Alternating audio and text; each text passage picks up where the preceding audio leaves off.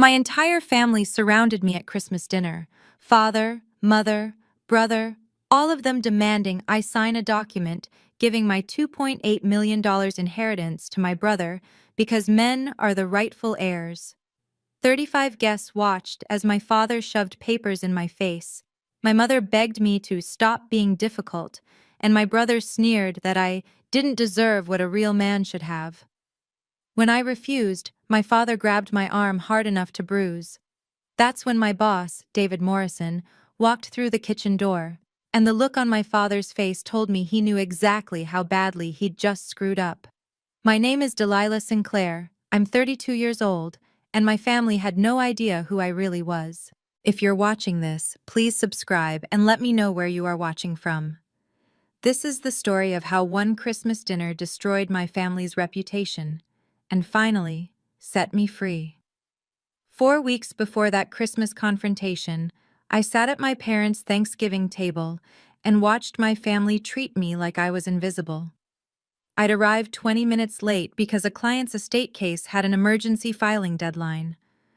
I texted my mother twice to explain, but when I walked into the dining room, she just sighed heavily. "Delilah, you're always late," she said, not looking up from arranging the turkey platter. "Can't you just work a normal job?" I opened my mouth to explain.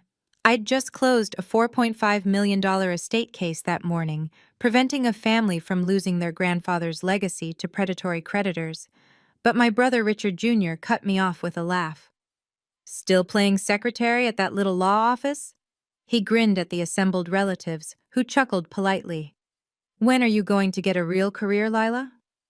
I sat down in my assigned seat at the far end of the table, away from where my father held court at the head. Dad didn't even glance at me. He was too busy asking Richard Jr. about his latest real estate deal. "Tell us about the Brookline development, son," Dad said, leaning forward with genuine interest. "I heard you closed 12 million? 15, actually," Richard Jr. said, chest puffing out. "Signed the contracts last Tuesday. It's going to be huge for Sinclair Properties." The family murmured appreciation. My mother beamed. My aunt raised her wine glass in a toast. I stayed quiet. I'd learned years ago that defending myself only made it worse. They'd smile and nod, then change the subject, as if I hadn't spoken. At that table, I was still just Delilah who never achieved anything, no matter what I actually accomplished. But sitting there, picking at my untouched plate, I felt something shift inside me. A quiet voice whispered, "How much longer can you live like this?" The truth was, my life in Manhattan couldn't have been more different from what my family believed. Monday through Friday, I worked on the 42nd floor of a glass tower overlooking Central Park. My office wasn't large. Junior attorneys never got the corner suites. But it had a window, and on clear mornings, I could see all the way to the George Washington Bridge. Morrison and Associates specialized in high-net-worth estate planning. Our clients were the kind of people who owned multiple properties, held complex investment portfolios, and needed someone who understood both tax law and family dynamics.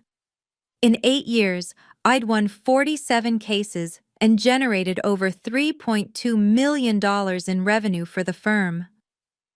Last month, David Morrison himself had called me into his office. "Delilah," he'd said, gesturing to the chair across from his mahogany desk, "I want to talk about your future here." I'd sat down carefully, trying not to hope. "You're being considered for junior partner," he continued. "The board will make the final decision in March, but between you and me, I've already submitted my recommendation. You've earned this." I should have been ecstatic. Junior partner at Morrison & Associates was something only 2% of associates achieved. It meant equity in the firm, a voice in major decisions, and a salary that would jump from $180,000 to $250,000 plus profit sharing. But I hadn't told my family. Every time I went home to Boston, I listened to Richard Jr. brag about his 10 condo sales or his lunch with a state senator. I watched my father's eyes light up with pride, and I kept my mouth shut because I'd learned a hard lesson. They wouldn't believe me anyway. "Delilah, why do you hide your light?" Morrison had asked me once. Your family should know who you really are. I'd smiled and changed the subject. It was easier to stay quiet than to fight for recognition I'd never get. There was one person who saw me clearly. My grandfather, Harold Sinclair. Grandpa Harold had been a trial attorney back when law firms were all male clubs, and a good closing argument could change a jury in 15 minutes. He'd graduated from Harvard Law in 1958 and practiced for 40 years before retiring to his Cape Cod house with an ocean view and a library that smelled like old leather and pipe tobacco. He was the reason I'd gone to law school in the first place. Lila, he'd told me when I was 12, you've got something your father never had. You listen before you speak. That's what makes a great lawyer. For the past 3 years, ever since his heart started failing and his doctor ordered him to stop living alone, I'd driven to Cape Cod every weekend. Sometimes I stayed overnight in the guest room. We'd sit on his back deck, watching the waves, and he'd tell me stories about cases he'd won or lost. I'd tell him about mine. He never once questioned whether I was good enough. My father visited maybe 3 times a year, always for less than an hour. Richard Jr. came even less frequently. In September 2024, Grandpa called me with an unusual request. Lila, honey, I need a good estate attorney, he said. Someone I can trust to draft something airtight. Do you know anyone? I'd paused, surprised. Grandpa, you already have a will. James Hartford did it years ago. I need a new one, he said firmly, and I don't want James anywhere near it. Can you recommend someone outside the family circle? I thought immediately of David Morrison. He and Grandpa had both gone to Harvard Law, just 15 years apart. When I mentioned Morrison's name, Grandpa actually chuckled. David Morrison? I remember him from alumni events. Good man, ethical. Set up a meeting, will you? 3 days later, I sat in Morrison's office while he and Grandpa discussed the new will in detail. I wasn't privy to the contents, attorney-client privilege, but as we left, Grandpa squeezed my hand. They don't see you, Lila, he said quietly, but I do, and soon everyone else will too. I didn't understand what he meant, not then. Grandpa Harold died on November 18th, 2024, in his bed overlooking the Atlantic Ocean. I was with him. I'd driven up Friday night after work because his hospice nurse called to say he was fading. I held his hand through the night, reading him passages from his favorite Steinbeck novels, until his breathing slowed and finally stopped at dawn. My family arrived 3 hours later. Dad walked in first, took one look at Grandpa's peaceful face, and immediately started making phone calls about funeral arrangements.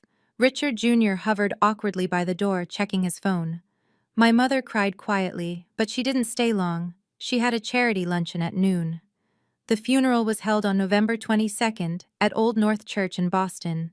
200 people attended. Grandpa had been respected in legal circles, beloved by neighbors, and generous with local charities. My father delivered a eulogy that made several people cry. My father was the greatest man I've ever known, he said, voice breaking beautifully. He taught me everything about integrity, family, and legacy. I'll carry his wisdom with me forever. I stood in the back, listening to him talk about a man he'd barely visited, and felt something harden in my chest. After the service, while everyone else networked over coffee and finger sandwiches, James Hartford, my father's attorney and old family friend, pulled me aside. Delilah, could you stay for a few minutes? There's something we need to discuss regarding your grandfather's estate. Of course, I said. Hartford's expression was odd, not sad exactly, more like uncomfortable. The will reading is scheduled for Wednesday at my office, he said. Your grandfather left some specific instructions. I think your family is going to be surprised. I felt a chill run down my spine. What kind of instructions? Hartford just shook his head. Wednesday at 10 a.m., don't be late. On Wednesday, November 25th, my entire family gathered in James Hartford's wood-paneled office in downtown Boston. The room smelled like old books and furniture polish. Hartford sat behind his desk with a manila folder in front of him. My father took the chair directly across from him, naturally assuming the position of authority. My mother sat beside him, dabbing her eyes with a tissue. Richard Jr. sprawled in his chair, looking bored. I took the seat farthest from everyone else. Hartford cleared his throat. Thank you all for coming. Harold's will is quite clear and was properly witnessed by 2 attorneys, including David Morrison from Morrison and Associates in New York. Before we begin, I want to emphasize that this document is legally binding and reflects Harold's explicit wishes. My father nodded impatiently. Of course, let's get on with it. Hartford opened the folder and began reading.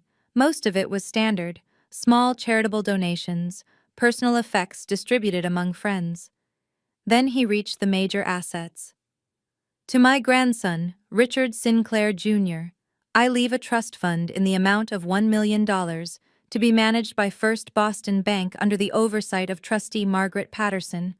The trust will provide an annual distribution not to exceed $60,000, with the principal protected from creditors and poor investment decisions. Richard Jr. sat up straighter. A managed trust? Why can't I just have the money? Hartford ignored him and continued. To my granddaughter, Delilah Marie Sinclair, I leave my residence at 2105 Ocean Drive, Cape Cod, Massachusetts, including all furnishings, personal effects, and family heirlooms contained therein. The property is approximately 4,200 square feet and has been independently appraised at $2.8 million. The room went silent. I sat frozen, unable to process what I'd just heard.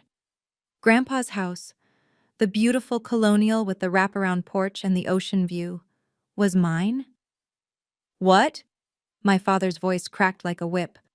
That's ridiculous! Hartford held up a hand. Richard, please let me finish. Harold included a personal statement explaining his decision. He adjusted his reading glasses and continued in Grandpa's written words.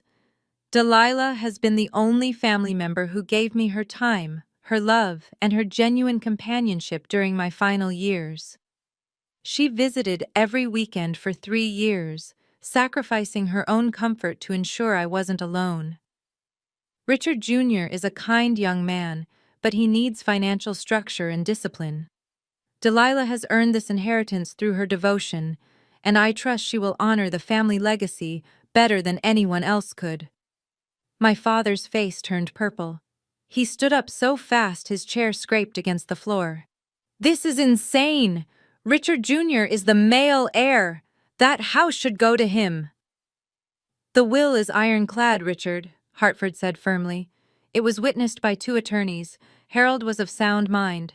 He was 89 years old. Obviously, he wasn't thinking clearly. My mother started crying harder. Richard Jr. looked like he'd been slapped, and I just sat there, stunned, realizing that Grandpa had seen exactly what was coming and had tried to protect me from it. The month between Thanksgiving and Christmas was the longest of my life. It started with phone calls. My mother called first, 2 days after the will reading. Honey, she said, her voice small and pleading. Your father is very upset. He hasn't slept in 2 days. Can't you just consider doing the right thing? The house should stay in the male line. It's tradition. Mom, Grandpa's will was clear. But Richard Jr. needs it more than you do. You have your job, you're independent. Your brother has a family to think about. I closed my eyes, fighting the familiar guilt. I'm keeping what Grandpa left me. She sighed like I'd disappointed her. Think about it, please? For the family? Richard Jr. texted constantly. First it was jokes.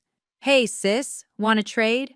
I'll give you my Pokemon card collection for a 2.8M house LOL. Then the jokes turned desperate. Seriously, Lila, I really need that money. I'm in a tight spot financially. You'd be helping me out. I didn't respond. I was beginning to understand that my brother's tight spot was probably much worse than he was admitting. The worst part was that my father didn't contact me at all. Radio silence from the man who'd raised me, as if I'd betrayed him so thoroughly that I no longer deserved acknowledgement. Instead, 2 weeks before Christmas, James Hartford showed up at my Manhattan office. This is highly irregular, I told him as he sat down across from my desk. I know. He looked uncomfortable.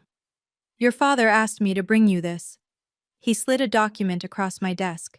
The header read, voluntary relinquishment of inheritance rights. He wants me to sign away the house? I said, my voice flat. It would make everything simpler, Hartford said. Your family could heal. Christmas wouldn't be difficult. I pushed the document back toward him. The will is legal and binding. Tell my father I'm not signing anything. Hartford stood, gathering his papers. Delilah, I need to warn you. Your father is planning something at Christmas dinner. He's invited a large group of people. I think he's going to pressure you publicly. My stomach dropped. Why are you telling me this? Because I've known you since you were 10 years old, he said quietly. And what he's planning isn't right. On December 20th, a formal invitation arrived at my apartment. It was cream-colored cardstock with embossed gold lettering. The Sinclair Family Christmas Dinner. December 25th, 6 p.m. Black tie. I stared at it for a long time. We'd never had a black tie Christmas dinner before. Usually it was just immediate family, pajamas by 9 p.m., my mother's famous cinnamon rolls for breakfast the next morning. This was different. This was a performance. I called my best friend and co-worker, Sophia Bennett. She came over within an hour, took one look at the invitation, and said, "Don't go." "If I don't show up, they'll say I'm the problem," I said. "They'll tell everyone I refuse to come because I'm selfish." "Delilah, they're setting you up. Your dad invited, 30 people? He's going to use social pressure to force your hand." "I know." I sank onto my couch. "But if I don't face them now, this will never end." Sophia squeezed my shoulder. "Then promise me you won't sign anything, no matter what they say or who's watching." "I won't," I said. "The house is mine. Grandpa wanted me to have it." What I didn't know, what I couldn't have known, was that David Morrison had received an invitation too. Grandpa Harold and Morrison had been friendly through alumni networks, and my mother had apparently decided to invite Grandpa's friends to make the evening seem more legitimate. Morrison later told me he almost declined. He was supposed to spend Christmas with his daughter in Connecticut, but something about the timing bothered him. A will reading followed by a large family gathering just 1 month later? His lawyer instincts sensed trouble, so he changed his plans, packed a briefcase with documents I didn't know existed, and drove to Boston. He saved my life that night. Or at least, he saved the life I'd spent 8 years building in secret. I arrived at my parents' house at 5:45 p.m. on Christmas Day, 15 minutes early, because I refused to give them ammunition about lateness. The Sinclair mansion sat on Beacon Hill's most exclusive street, 8,000 square feet of federal-style architecture with black shutters and gas lanterns flanking the entrance. My father had bought it 20 years ago when Sinclair Properties took off, and he treated it like a museum of his own success. Tonight, every window blazed with light. A valet service had been hired to park cars. Through the tall windows, I could see people in cocktail dresses and tuxedos milling around with champagne flutes. This wasn't a family dinner. This was a gala. My stomach knotted as I climbed the steps. I was wearing a simple black dress, elegant but understated, nothing like the designer gowns I glimpsed through the windows. The moment I stepped inside, I understood exactly what my father had orchestrated. The foyer was packed with people I recognized. CEOs from companies that partnered with Sinclair Properties, board members from the Boston Country Club, society wives from my mother's charity circle, even a city councilman. At least 35 guests, all dressed like they were attending the symphony. This was my father's world. These were his people, the audience he performed for, the social circle that validated his status. And tonight, I was going to be the villain in his carefully staged morality play. My mother rushed over, her smile bright and brittle. "Delilah, you made it! Come, let me introduce you to some people." She steered me towards a cluster of women near the Christmas tree. A 12-foot Douglas fir decorated with ornaments that probably cost more than most people's monthly rent. "Everyone, this is my daughter, Delilah. She works in New York." The women smiled politely, their eyes already dismissing me as they returned to their conversation about Caribbean vacation homes. I felt like I was underwater, sound muffled, breathing difficult. This was going to be worse than I'd imagined. Dinner was served at 6:30. I found my name card at the far end of the table, between an elderly woman who talked exclusively about her grandson at Yale and an empty chair. My father sat at the head of the table like a king holding court. Richard Jr. was positioned to his right, my mother to his left. The message was clear. These were the important Sinclairs. I was just there. Richard, tell everyone about the seaport development, my father said, his voice carrying easily across the table. Richard Jr. launched into a story about a $15 million deal he'd closed last month. People nodded appreciatively. Someone asked intelligent follow-up questions. My brother glowed under the attention. Then one of my father's business partners, a silver-haired man named Gerald, turned his attention to me. And you, Delilah, what is it you do? Before I could answer, Richard Jr. cut in with a laugh. Oh, Delilah does some paperwork in New York, filing, that sort of thing. I'm an attorney, I said quietly. Oh, how nice, Gerald's wife said in that tone people use with children. Are you a paralegal? I'm a senior associate specializing in estate planning. But Gerald had already turned back to Richard Jr., asking about another deal. My correction had dissolved into the ambient noise of clinking silverware and polite conversation. I noticed then that David Morrison was seated at a side table near the kitchen door, not close enough to be part of the main conversation, but close enough to hear everything. He was watching my father with an expression I couldn't quite read. Our eyes met briefly, and he gave me a small nod. I didn't understand why Morrison was here, but I felt fractionally less alone knowing he was. Across the table, Richard Jr. was describing his latest business trip to Miami. The penthouse had 3 balconies, he said, gesturing expansively. The client insisted on celebrating the closing there. Can you imagine? My father beamed. That's my son. He knows how to close a deal. I stared at my untouched plate and felt invisible. At 7:30, my father stood and raised his wine glass. The table fell silent. I want to thank everyone for joining us tonight, he said, his voice warm and practiced. Christmas is about family, tradition, and honoring those who came before us. My father, Harold Sinclair, believed deeply in family legacy. He understood that certain values must be passed down through generations. People nodded solemnly. My mother dabbed at her eyes. Harold would have wanted this family united, my father continued. He would have wanted his legacy preserved in the way it was meant to be, through the rightful heirs, following the traditions that have guided our family for generations. I felt every eye in the room shift toward me. The subtext was clear to anyone paying attention. I was the obstacle to family unity. To family, tradition, and rightful inheritance, my father said, raising his glass higher. To family, the guests echoed, clinking glasses. I didn't raise mine. Richard Jr. leaned forward, addressing the table at large. You know, Grandpa Harold loved tradition. He understood that some things, like family estates, should stay with the male line. It's about preserving legacy for future generations. A guest I didn't recognize nodded. Of course. That's how families maintain their strength. My mother spoke up, her voice trembling. Harold would have wanted us all together. He wouldn't have wanted conflict. Another woman, one of my mother's society friends, turned to Richard Jr. sympathetically. You must be inheriting the Cape Cod house, Richard? I've heard it's absolutely beautiful. Well, Richard Jr. said carefully, there's been a misunderstanding, but we're going to resolve it tonight, as a family.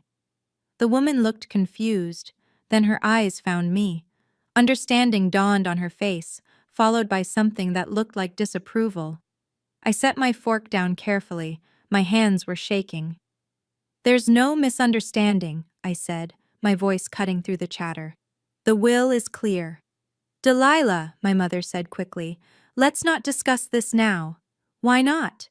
I met Richard Jr.'s eyes across the table. You brought it up. The room went quiet. 35 pairs of eyes turned to me, and I felt the weight of their judgment before anyone even spoke. I need to pause here for a moment. If you've ever been in a situation where your family tried to gaslight you in front of others, please leave a comment. I'd love to hear your story. And if you're finding this relatable, please hit that like button and subscribe. Your support means everything. Now, let me tell you what happened when my father stood up and made his demand. My father stood again, this time without the warm smile. His expression was serious, almost grave. "Since Delilah has brought up the subject," he said, "I suppose now is as good a time as any to address it." He gestured to James Hartford, who had been sitting quietly near the fireplace. Hartford stood reluctantly and approached the table carrying a leather document folder. "Tonight," my father announced, "we're going to correct an unfortunate mistake in my father's will." I felt my chest tighten. This was it. This was the trap. "Harold was 89 years old when he drafted his most recent will," my father continued. "While we all loved him dearly, age affects judgment. He made a decision that goes against everything our family stands for." Hartford placed the folder on the table in front of me. I didn't touch it. "The Sinclair estate has always passed to the eldest male heir," my father said, his voice taking on the tone he used in business negotiations, calm, reasonable, utterly certain. "It's been that way for 4 generations. That's not sexism, that's tradition. That's how families like ours maintain their legacy." Several guests nodded. I heard murmurs of agreement. "Delilah," my father said, turning his full attention to me, "I know you love your brother. I know you want what's best for this family. Tonight, you're going to sign a document transferring the Cape Cod property to Richard Jr., where it rightfully belongs." "No," I said. My voice came out steadier than I expected. "We already discussed this, Dad. I'm not signing anything." "Don't be difficult." His tone hardened slightly. "Everyone here understands that this is the right thing to do." I looked around the table. Some people were nodding. Others looked uncomfortable but said nothing. No one was going to defend me. "The will is legally binding," I said. "Grandpa was examined by physicians. He was completely lucid. He made his choice." "His choice was wrong," Richard Jr. burst out. He stood up, face flushed. "Come on, Delilah. Don't be selfish. I need that house. I have a wife and kids to think about." "What do you have?" "Just a job." The words hit like a slap. Just a job. As if the career I'd built meant nothing.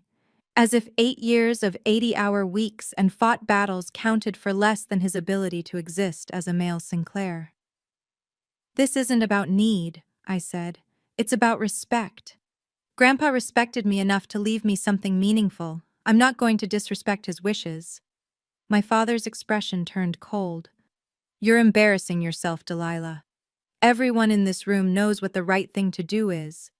Don't make this harder than it needs to be." My mother started crying. Not dramatic sobs, just quiet tears sliding down her carefully made-up face. "Delilah, please," she said. "Your father has worked so hard to build this family's reputation. Can't you think of him for once? Can't you think of all of us?" The guilt hit hard and familiar. I'd spent my entire life trying to make my mother happy, trying not to cause problems, trying to be the daughter who didn't make waves. "I am thinking of the family," I said. "Grandpa was family too."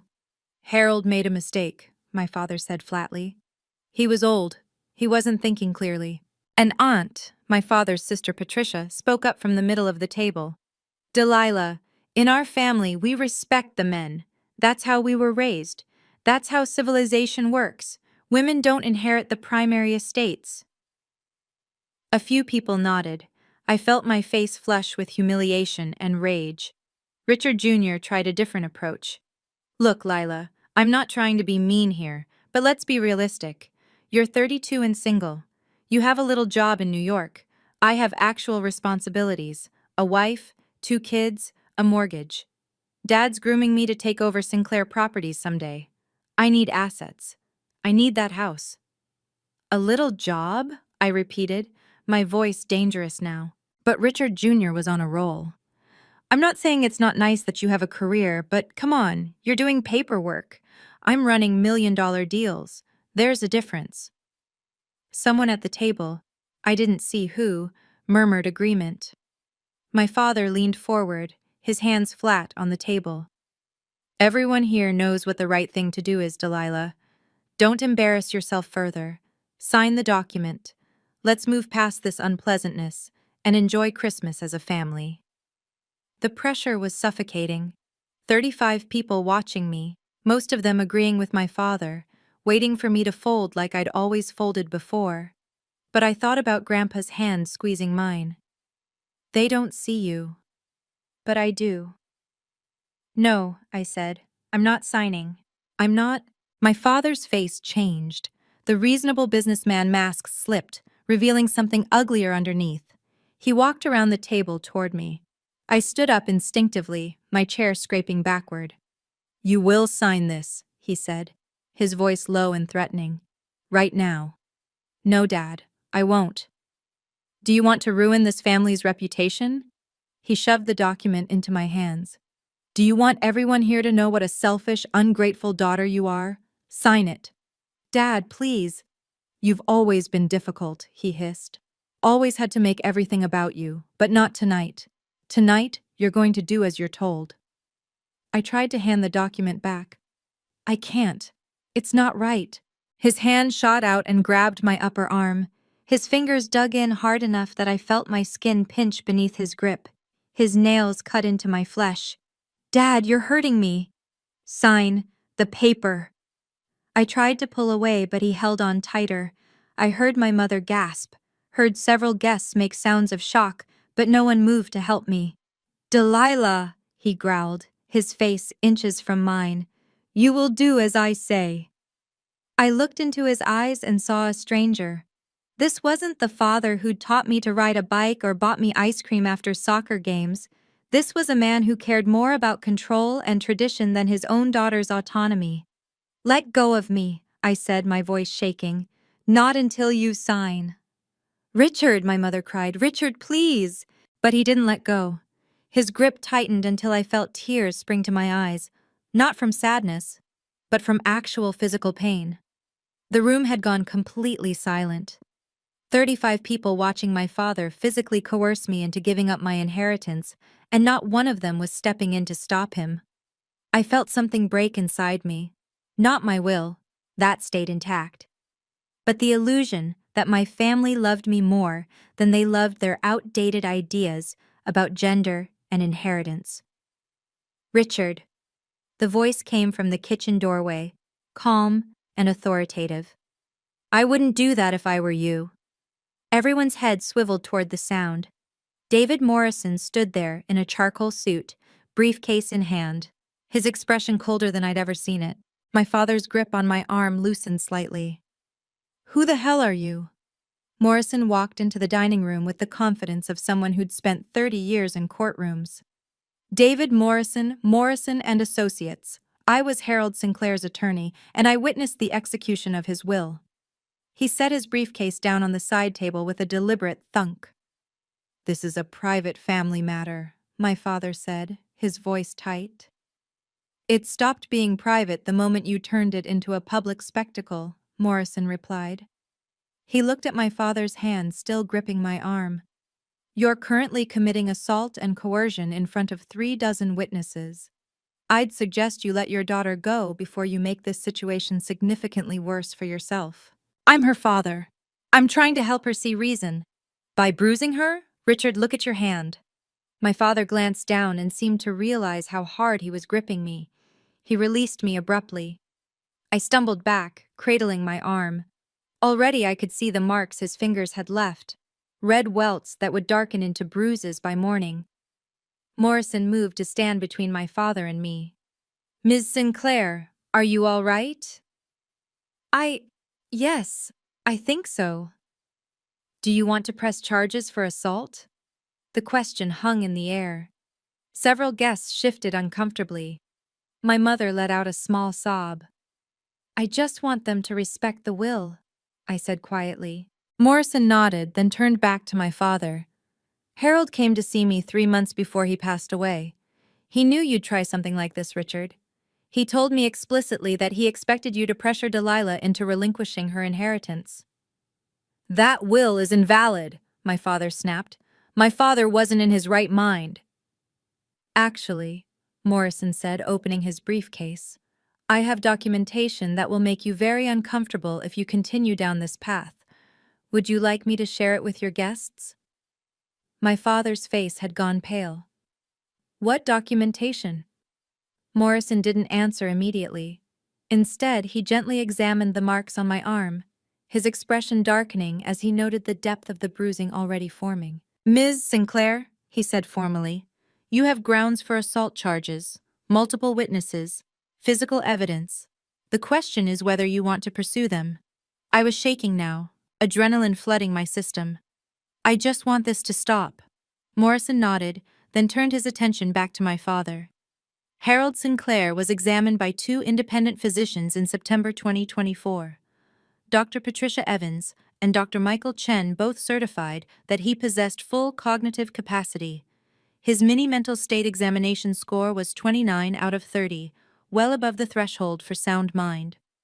Hartford had gone very quiet in his corner. He knew what was coming. Furthermore, Morrison continued, Harold anticipated exactly this scenario.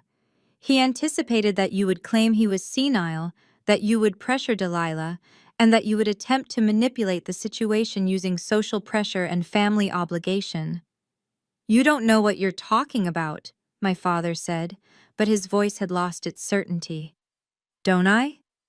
Morrison pulled a folder from his briefcase. I have the original will, notarized and witnessed. I have the medical evaluations. I have documentation of every visit Delilah made to Harold's home over the past 3 years, weekly, sometimes twice weekly, for hours at a time. In contrast, I have evidence that you visited your father exactly 6 times in the past 2 years, Richard, 6 times in 24 months. Several guests exchanged glances. This wasn't looking good for my father's carefully crafted image. And that's not even the most damaging evidence I have, Morrison said quietly. But I'm willing to keep it private, for now, if you accept the will as written and leave Delilah alone. Hartford finally spoke up, his voice thin. Richard, I strongly suggest you take his offer. Any attempt to contest this will would be inadvisable. My father looked around the room at his guests, his business partners, his social circle. They were all watching him now with varying degrees of skepticism and disapproval. He'd lost control of his own performance. You're bluffing, my father said, but I heard the uncertainty in his voice. Am I? Morrison opened the folder and laid the first document on the table for everyone to see. This is Harold's will, executed on September 15th, 2024, and notarized by Sarah Whitfield of Commonwealth Notary Services. 2 witnesses, myself and attorney Patricia Dunn from Dunn & Associates. No family members were present, eliminating any question of undue influence. He placed a second document beside the first. This is the cognitive assessment from Dr. Patricia Evans, dated September 10, 2024. Her conclusion? Patient demonstrates full cognitive capacity, intact memory, clear reasoning ability, and no signs of dementia or diminished mental function. She scored him 29 out of 30 on the MMSE. Most healthy adults don't score that high. Richard Jr. leaned forward. Okay, but that doesn't prove anything. Delilah could have manipulated him emotionally. Interesting theory, Morrison said. Let's examine it. Delilah, how many times did you visit your grandfather in the last 3 years of his life? Every weekend, I said quietly. Sometimes I'd stay overnight. Morrison pulled out a small notebook. I have Harold's calendar logs.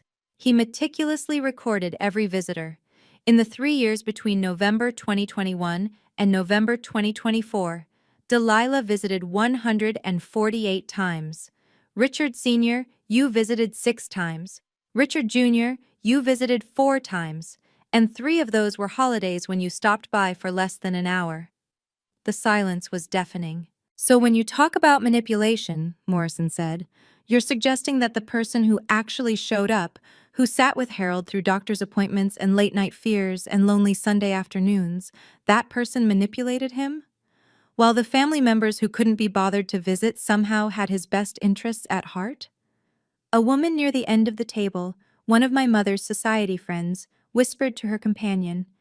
The whisper carried, "I had no idea she was the one taking care of him." "That's enough," my father said. "We don't need to air family business." "You made it public business when you invited 35 people to witness your coercion," Morrison interrupted. "But if you insist, we can stop right now. Accept the will as written, apologize to your daughter, and we can all go home." My father's jaw clenched. "I won't let my father's estate be stolen by—" "Then I suppose I have no choice." Morrison pulled out a small recording device. "Harold anticipated you wouldn't accept the documentation, so he recorded a video statement on August 20th, 2024, with me present as witness. He wanted to make his intentions absolutely clear." My mother made a small sound of distress.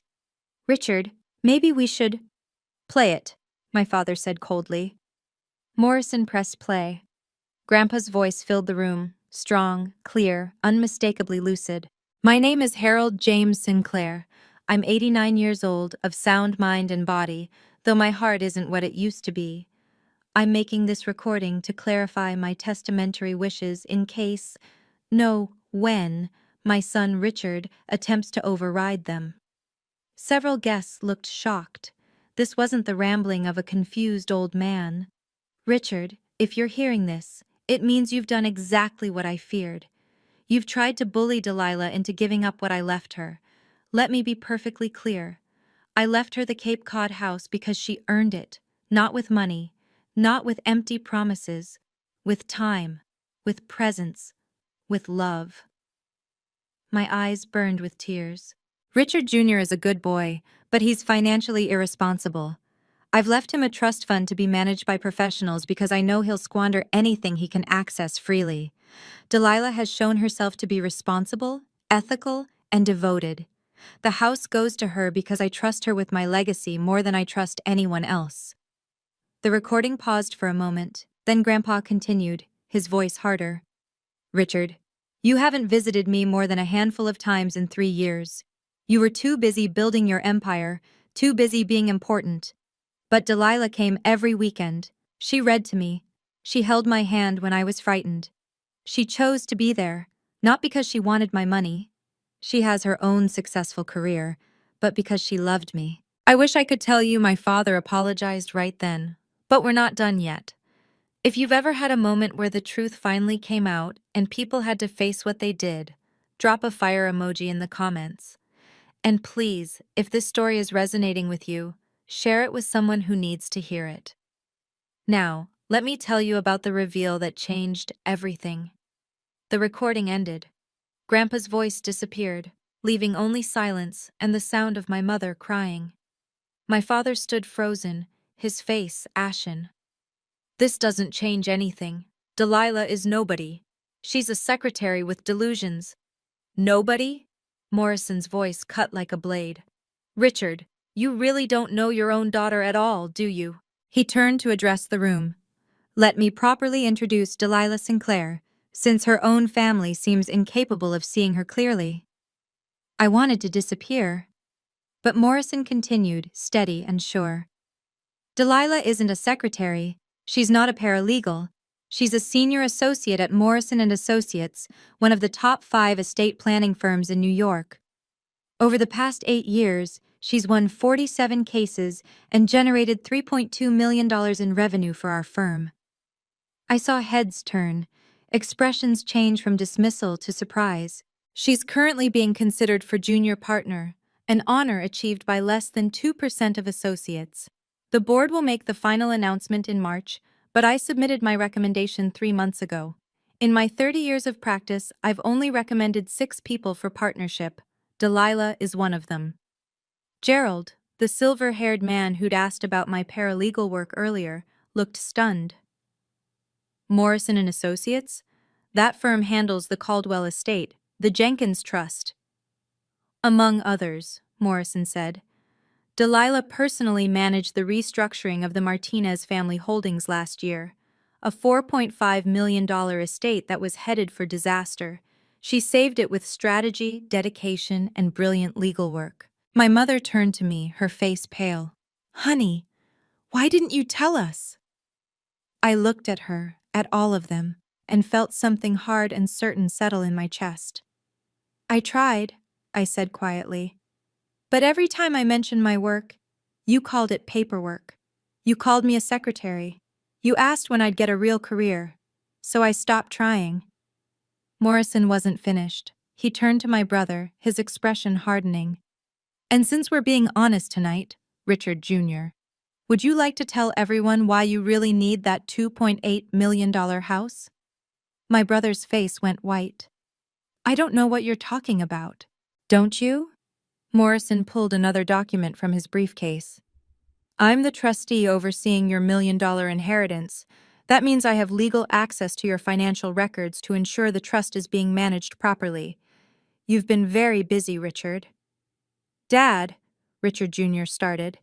"He owes $803,000 to offshore gambling accounts," Morrison said flatly. "Online poker, sports betting, cryptocurrency gambling. He planned to sell the Cape Cod house immediately to pay off his debts before your father found out." My father's head swung toward Richard Jr. "What? Dad, I can explain. $800,000? My father's voice rose to a roar. "You've been lying to me about gambling debt?" "I was going to tell you, I just needed to figure it out first." "Harold knew," Morrison said. "That's why he left you a managed trust instead of liquid assets. He knew you'd blow through it in a year. He was trying to protect you from yourself." Several guests were standing now, edging toward the door. A scandal was one thing. Financial recklessness and debt was something else entirely in Boston's elite circles. "I'm sorry," Richard Jr. said desperately. "I'm sorry. I have a problem. I need help." But the damage was done. My father sank into his chair, his carefully constructed Christmas spectacle collapsing around him. Gerald and two other business partners were putting on their coats. The women from my mother's charity circle were whispering urgently to each other. The Sinclair's perfect family image was shattering in real time, and everyone was watching. Within 20 minutes, the dining room had emptied. Gerald stopped to shake my hand on his way out. "Ms. Sinclair, I had no idea about your credentials. Please accept my apology for the misunderstanding earlier." "Thank you," I managed. A couple from my mother's charity circle paused by my father's chair.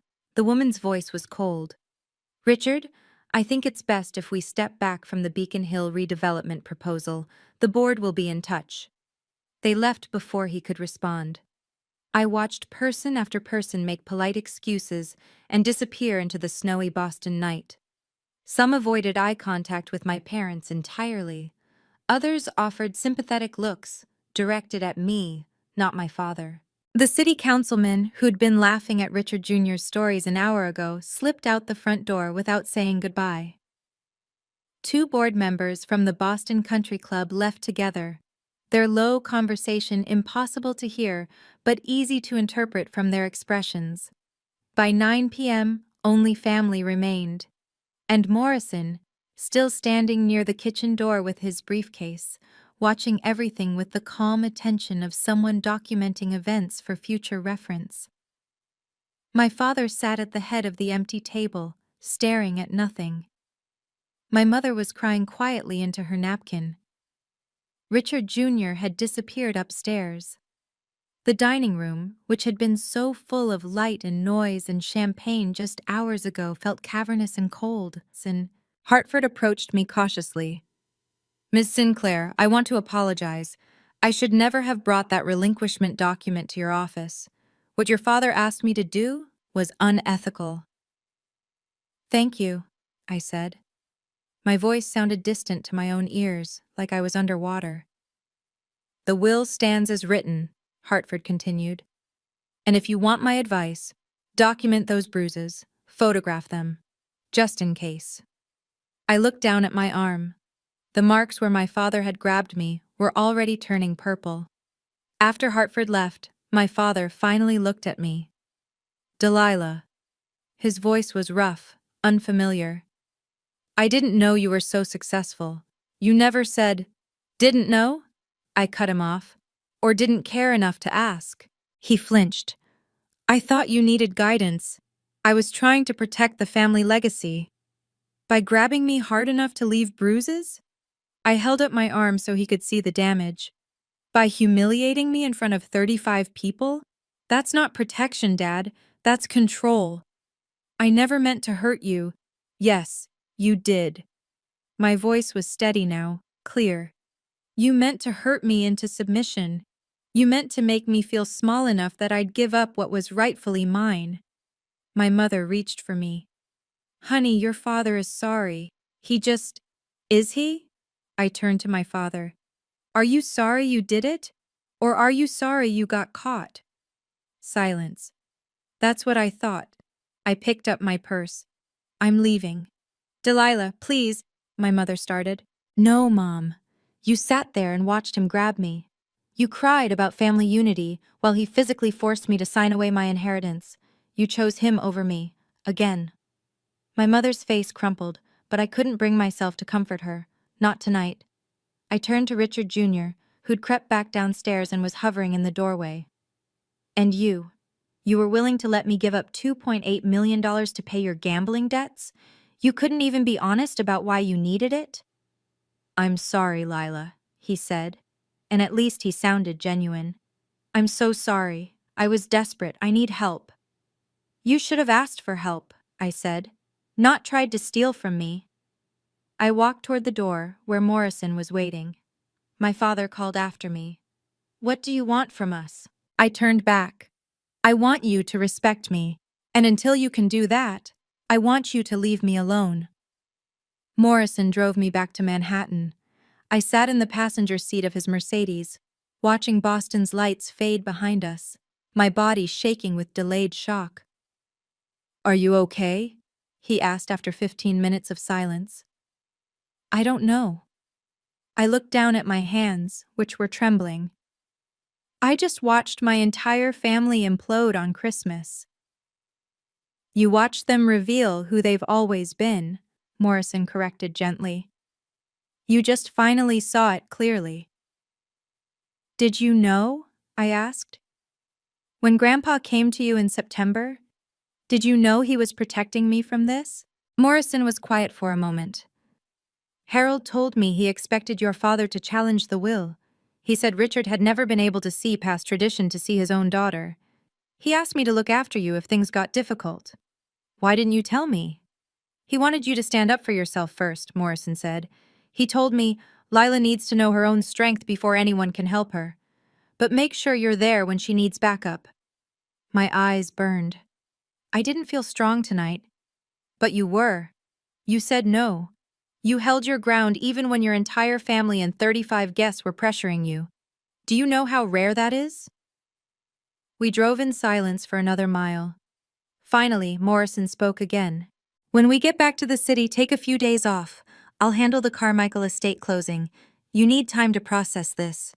What about work? The partnership decision? Morrison glanced at me. Delilah, the partnership is yours. That's not up for debate. You've earned it 100 times over. But right now, you need to take care of yourself. He reached into his jacket pocket and pulled out a business card. My therapist. She specializes in family trauma. Call her. I took the card, my throat tight. Thank you for everything. You don't need to thank me for treating you with basic decency, Morrison said. That should be the minimum. 3 days later, James Hartford called my cell phone. Ms. Sinclair, I wanted to follow up regarding the events of Christmas evening. May I speak candidly? Of course. I've been practicing law for 30 years, he said. I've never witnessed anything like what your father did. I'm calling to formally apologize for my role in it. I should never have brought that relinquishment document to your office. Thank you for saying that. I also want to confirm that Harold's will is ironclad, Hartford continued. Your father has consulted me about contesting it, but I've strongly advised against that course of action. Any challenge would be frivolous and expensive, and given the events of Christmas, which were witnessed by 35 people, including several attorneys, it would likely damage his reputation further. Is he going to drop it? I asked. I believe so, particularly because Mr. Morrison has made it clear that he has additional documentation he'd be willing to present in court if necessary. I wondered what else Morrison had in that briefcase. There's one more thing, Hartford said, about the assault. You would be well within your rights to press charges. I witnessed it. So did 34 other people. I'd thought about it. I'd photographed the bruises, which had turned a spectacular purple-black, but the idea of dragging my family through criminal court made me feel sick. I'm not going to press charges, I said, but I want you to tell my father something for me. Of course. Tell him that if he tries anything else, if he contests the will, if he pressures me again, if he sends anyone else to convince me to sign away my rights, I will press charges. And I will make sure every business partner, every country club member, and every society contact he has knows exactly what he did. There was a pause. Then Hartford said quietly, I'll deliver the message. On New Year's Eve, my mother called. I almost didn't answer, but something made me pick up. Delilah? Her voice was small. Could you come to the house, just for an hour? Your father wants to talk. Is he going to apologize or is he going to pressure me again? I think he's ready to listen. I drove to Boston the next morning. This time I brought Sophia with me for moral support. She waited in the car while I went inside. The house felt different without the party lights and champagne glasses. Just a family home, quiet and cold. My father sat in his study, looking older than I'd ever seen him. My mother hovered nervously by the door. Richard Jr. wasn't there. Delilah, Dad's voice was hoarse. I owe you an apology. Yes, you do. He flinched at my directness. I was wrong to grab you, wrong to pressure you, wrong to... He trailed off, struggling. I spent so long believing that family legacy meant passing things to sons that I never stopped to ask if that belief was right. And now? I asked. I don't want to lose you. He looked up, and I saw genuine regret in his eyes. 3 business partners have pulled their contracts. The country club asked me to step down from the board. People I've known for 20 years aren't returning my calls. I thought I was protecting our legacy, but all I did was destroy it. You destroyed it by valuing tradition over people, I said. By valuing control over love. I know. He stood, but didn't approach me. I'm asking, can you forgive me? I thought about that for a long moment. About the years of being dismissed and overlooked. About the bruises on my arm that were only now fading to yellow-green. About watching him perform for guests while treating his own daughter like a possession. I'm keeping the house, I said. I'm keeping everything Grandpa left me. That's not negotiable. I understand. And I need space. Real space. No phone calls demanding I come home. No guilt trips about family obligations. If we're going to rebuild any kind of relationship, it has to be on my terms. My father nodded slowly. What are your terms?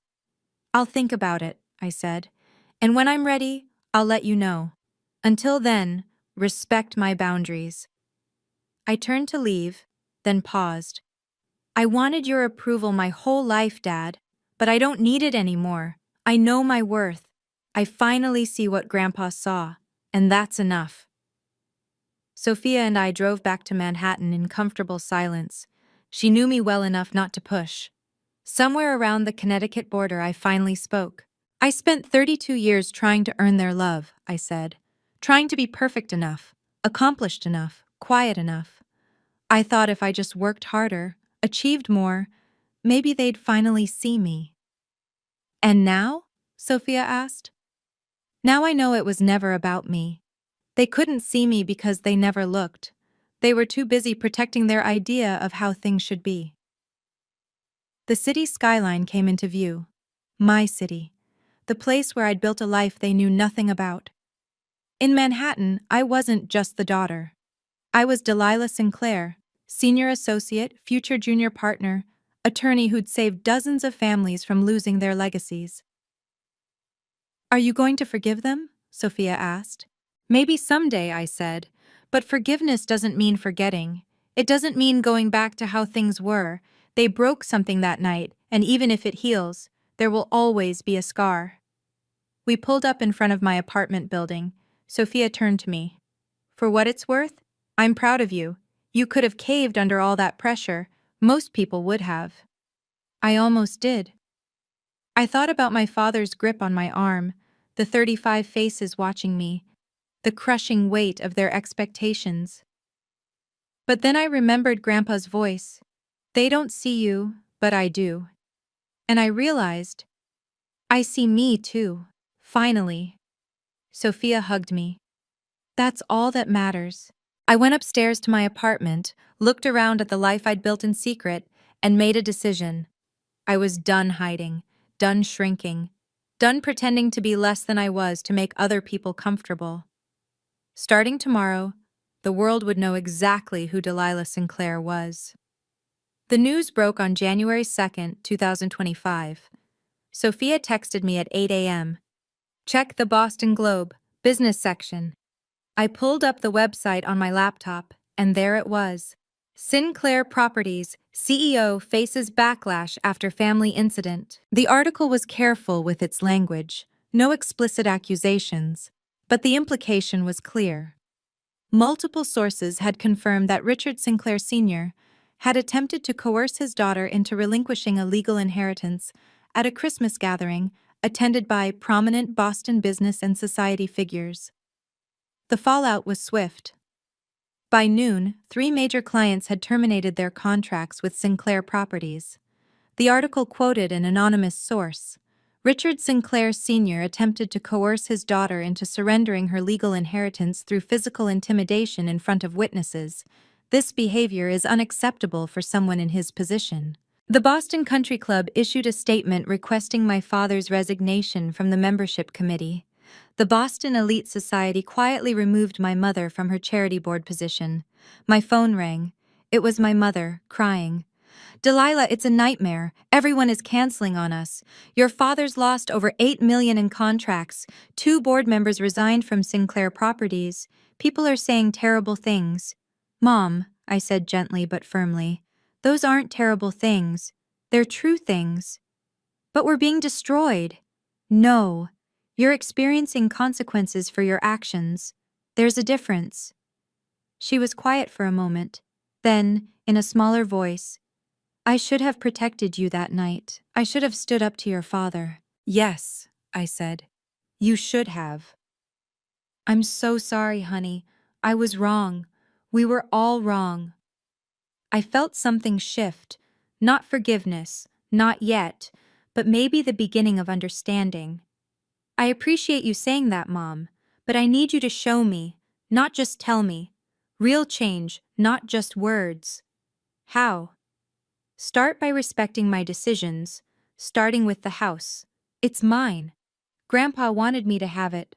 Can you accept that? A long pause. Then, yes, I can accept that. It wasn't everything, but it was a start. On January 5th, I received an email from Richard Jr. Subject: I'm sorry, Lila. I don't expect you to forgive me. I don't expect you to even read this whole email. But I need to say it anyway. I was selfish, desperate, and completely wrong. I tried to manipulate you into giving up your inheritance to cover debts you didn't even know I had. I let Dad bully you because it was easier than admitting I'd screwed up my own life. I called your career paperwork because it made me feel better about my own failures. You were right about everything. I checked myself into Lakeside Recovery on December 28th. It's a residential program for gambling addiction. I'm on day 8 of a 30-day stay. It's hard, really hard. But I'm finally facing what I've been running from. Dad cut me off financially, which I deserve. I'm living on the trust fund Grandpa left me now, and you know what? He was right to structure it that way. If he'd given me direct access to $1 million, I would have lost it all in 6 months. I'm sorry for every time I diminished you. Every time I acted like your success didn't matter. Every time I stood by while Dad treated you like you were less than. You're my sister, and you deserved better. I'm not asking you to respond. I just wanted you to know that I'm trying to be better, trying to become someone who deserves to be your brother. Richard. I read the email 3 times. It could be performative. It could be temporary. But something about it felt genuine. I didn't respond immediately. Instead, I saved the email and went about my day. 2 weeks later, another email arrived. A photo of Richard Jr. holding a 30-day sobriety chip from Gamblers Anonymous. I stared at it for a long time. Then I typed a short reply. I'm proud of you for getting help. Let's take it one day at a time. On March 15, 2025, David Morrison called an all-staff meeting at Morrison and Associates. I stood in the back of the conference room, trying to control my nerves. I knew what was coming. Morrison had hinted at it last week, but I still felt like I might vibrate out of my skin. Morrison stood at the front of the room, commanding attention without effort. Thank you all for gathering, he began. As you know, this firm was built on 3 principles: excellence, integrity, and dedication to our clients. Today, I'm pleased to announce that someone who embodies all 3 is joining our partnership. He looked directly at me. Delilah Sinclair, could you come up here? The room erupted in applause. Sophia was crying. Even the paralegals were clapping. I walked to the front, my legs feeling strange and disconnected. Delilah has spent 8 years at this firm, Morrison said. She's won 47 cases, generated over $3.2 million in revenue, and earned the respect of every attorney she's worked with.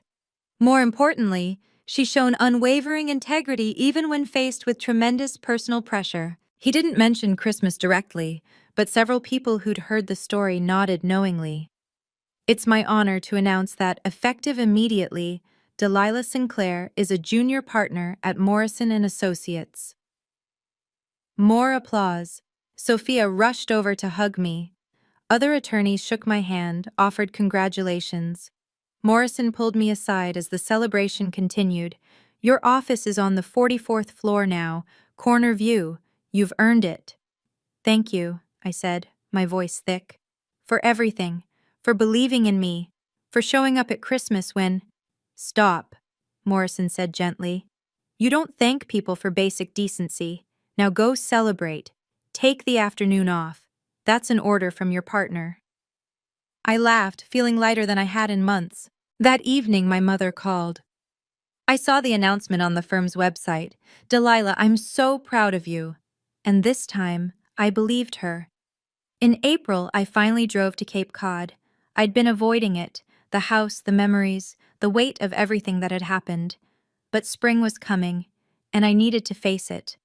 2105 Ocean Drive looked exactly as I remembered. The Colonial's white paint was slightly faded from salt air, but the wraparound porch was still solid, and the view of the Atlantic was breathtaking. I used the key the estate attorney had given me and stepped inside. The house smelled like Grandpa, old books, pipe tobacco, and the faint scent of the sea. Everything was exactly as he'd left it. His reading glasses on the side table, a half-finished crossword puzzle on the kitchen counter, the rocking chair where he'd sat every morning to watch the sunrise. I walked through the rooms slowly, touching things. The law books in his study, the photo albums in the living room, the collection of seashells on the windowsill that we'd gathered together over the years. In his bedroom, I found a framed photo I'd never seen before. Grandpa and me at my law school graduation. I was wearing my cap and gown, grinning. He was looking at me with such obvious pride that it made my chest ache. Underneath the photo was an envelope with my name on it. I opened it with shaking hands.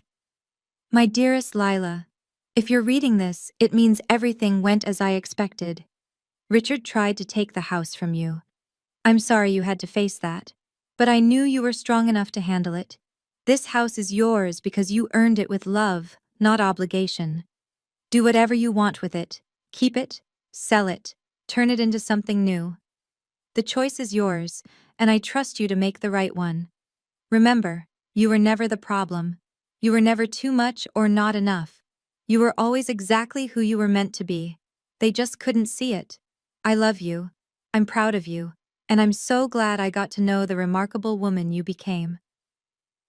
Grandpa. I sat in his rocking chair, holding the letter, and cried. Not from sadness, but from the overwhelming relief of being seen, being valued, being loved for exactly who I was. I decided then, I would keep the house. I'd renovate one room into a home office, spend weekends here, honor Grandpa's memory by living the life he'd wanted me to have. A life where I never had to shrink again. In June, my father sent me a letter.